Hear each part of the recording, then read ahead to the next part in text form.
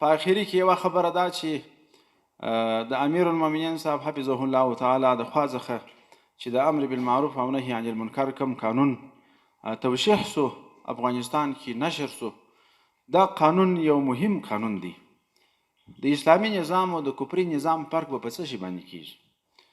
خو اسلامي نظام هم پاچا لري، کفري نظام هم لري. اسلامي نظام هم وزیر لري، کفري نظام هم لري. اسلامي نظام هم والی لري، کفري نظام هم لري. اسلامي نظام هم ولایت لري، کفري نظام هم لري.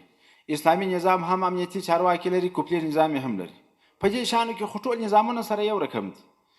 دا دنیایي اسباب هیڅ فرق نه لري. د نظام اسلامي او د نظام کفري هغه نقطه د فرق دا ده چې په نظام اسلامي کې امر په معروف سره دی، نهي د منکر سره دی، او په نظام کفري کې دا شی وجود نه لري، بلکې د دې عکس وجود لري.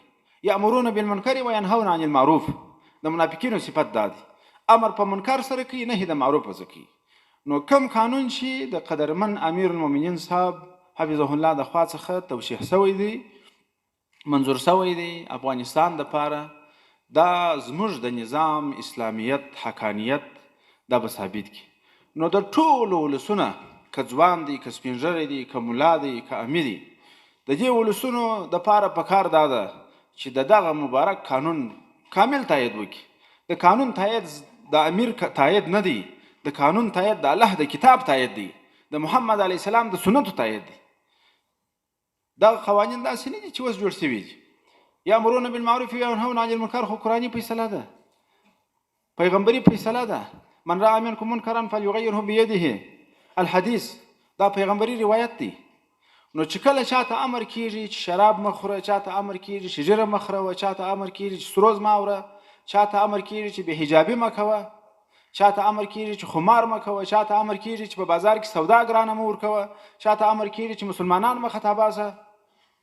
دا ټول هغه امور دي چې زموږ د شریعت امور دي.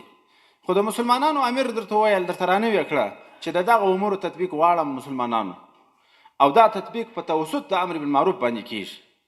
نو په کار دا ده که قدرمن والي صاحب دی په اوله درجه کې مکلفیت د ده دی، که نور صاحبان دي، که عام علما کرام دي، او که ځوانان دي، دا ټول د دې په تطبیق کې باید کوشش وکړو.